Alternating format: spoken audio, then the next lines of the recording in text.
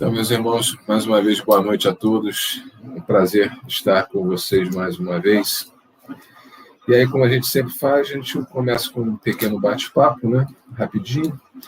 E aí, hoje eu queria trazer para vocês, com base no que um amigo espiritual nos disse há uns 10 dias atrás, que nós estamos vivenciando um momento de grandes mudanças, né? De grandes mudanças, que essas mudanças elas vão acontecer, já estão acontecendo e vão continuar acontecendo, e que é muito importante que nós nos preparemos para que nos tornemos mais flexíveis a essas mudanças, e nos tornando mais flexíveis, nós teremos oportunidade de melhor aproveitá-las.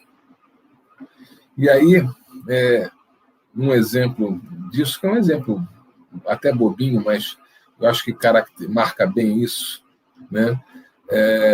Eu gosto muito de vídeos de stand-up, e tem vários humoristas que eu gosto, e um desses humoristas, ele resolveu fazer, uma vez que eles não estão podendo fazer as reuniões nos teatros, resolveu fazer um show num drive-in, né? E aí eu vi um videozinho de 10 minutos do show dele nesse drive-in, e para mim foi uma grande decepção, porque o show, quando é feito no teatro, mesmo você vendo através do vídeo, existe ali uma energia, uma troca de energia entre o comediante e a plateia, existe uma interação, né, entre as risadas, a participação do público, que para o comediante, principalmente no stand-up, é fundamental, né?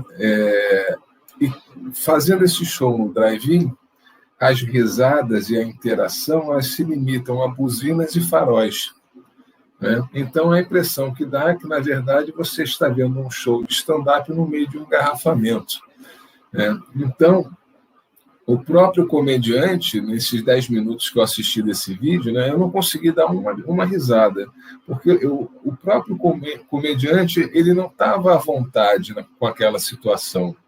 Ele mesmo estava se sentindo, acho que, meio constrangido com aquela situação.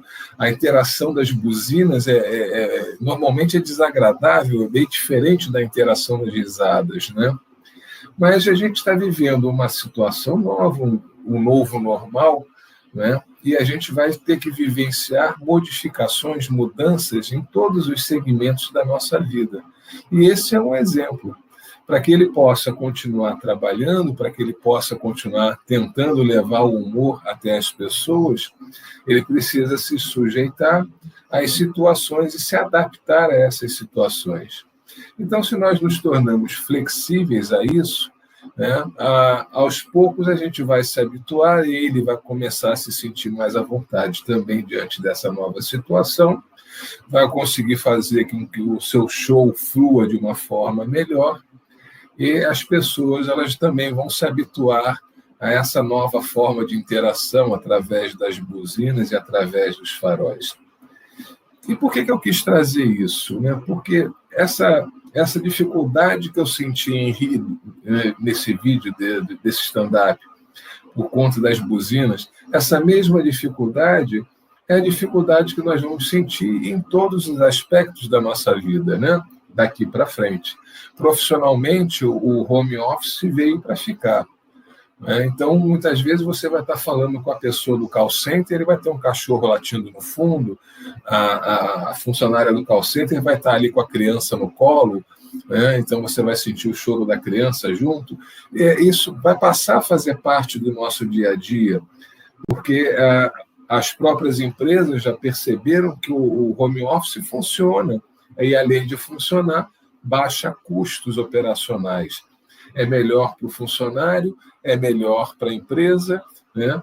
Traz um rendimento muito bom ou até maior que o esperado, e são mudanças que vão chegar para ficar, e que nós vamos ter que ir nos adaptando a isso, né? Porque nós estamos acostumados a sair de casa, pegar o ônibus, pegar o carro, ir para o trabalho, voltar do trabalho no final do dia. E agora a gente vai trabalhar dentro de casa e a gente tem que criar uma rotina que separe a nossa vida pessoal da nossa vida profissional dentro do mesmo ambiente. Então, todas essas mudanças, para que elas possam acontecer e para que nós possamos nos aproveitar melhor delas, nós precisamos nos tornar mais flexíveis, aceitar essas mudanças, racionalizá-las e ir nos adequando e nos adaptando. Dentro do nosso trabalho espiritual, o que justifica a existência das casas, dos templos, não só dos templos de Umbanda, dos centros espíritas, mas de todas as religiões, o que justifica uma igreja aberta, um templo aberto, são as pessoas que precisam ser assistidas, que precisam ser acolhidas, né? E nesse momento de pandemia, as casas todas estão fechadas. Agora as igrejas estão começando a reabrir, os templos evangélicos estão começando a reabrir, as casas de Umbanda, os centros espíritas ainda não estão reabrindo, a maior parte deles, alguns até já voltaram, mas a maior parte deles não voltou porque o trabalho dentro de um centro espírita demanda uma aglomeração, demanda uma proximidade, né, principalmente na Umbanda, que é baseada ou em correntes ou na consulta, né, com a entidade, a entidade vem, abraça, dá o passe, e aí vai fazer o aconselhamento, muitas vezes no pé de ouvido. Isso tão cedo não vai poder acontecer. E aí, ou nós deixamos a casa fechada e continuamos só com as lives, com o virtual, ou nós abrimos a casa com um trabalho diferente, um trabalho que permita que a espiritualidade assista as pessoas em suas necessidades de forma presencial, mas respeitando o distanciamento, respeitando as normas aí da Anvisa, do Ministério da Saúde e das autoridades, para que se garanta a segurança dos médios, se garanta a segurança das pessoas que vão frequentar a casa.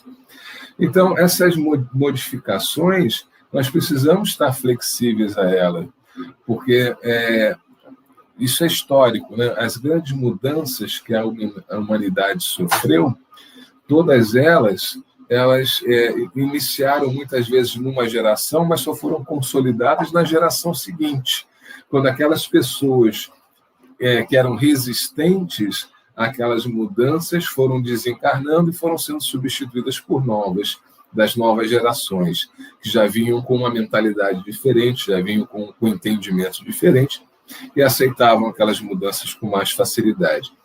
Da mesma forma, todas as mudanças, as pequenas ou as grandes, que nós vamos vivenciar, estamos vivenciando já e vamos vivenciar daqui para frente, todas elas vão depender do nosso posicionamento, né? Nós nos colocarmos aptos e disponíveis para tentarmos nos adaptar. Um exemplo disso, né, quando o meu irmão comprou o primeiro 3-em-1, quando ele tinha 15 anos, isso há 40 e poucos anos atrás, o meu pai, que estava acostumado com aquelas eletrolas, que era um móvel de madeira enorme, que tinha um toca-disco e o rádio, quando ele viu o 3-em-1 muito mais compacto, com toca-disco, rádio, e ainda tinha o gravador com 2 portinhas para gravar de uma para outra, ele olhou aquilo e falou, não, isso aí tem muito botão para mim. Então, no momento que ele tomou essa posição, o que ele fez? Ele se impossibilitou de aprender como aquilo funcionava, foi contrário àquela mudança, né? Ele colocou a posição dele e falou, não, isso aqui para mim é demais, não me interessa, eu estou satisfeito com o que eu tenho, né? Só que essas mudanças elas vão acontecer alheias à nossa vontade. E se nós não nos adaptarmos a elas, nós vamos ficando para trás, nós vamos ficando até meio que excluídos da sociedade. O que acontece muitas vezes com as pessoas mais idosas hoje em dia, que elas ficam meio que de canto dentro da sociedade, é porque a sociedade está evoluindo com uma rapidez muito grande e as pessoas mais idosas têm alguma dificuldade nessa adaptação. Algumas são resistentes e não querem se adaptar, outras demoram um pouquinho mais. Mas hoje em dia você já vê pessoas idosas com 70, 80 anos, até mais, com smartphone, tendo uma vida social nas redes sociais intensa, né? Por quê? Porque se flexibilizou, se abriu para as mudanças, aceitou aquilo, procurou aprender.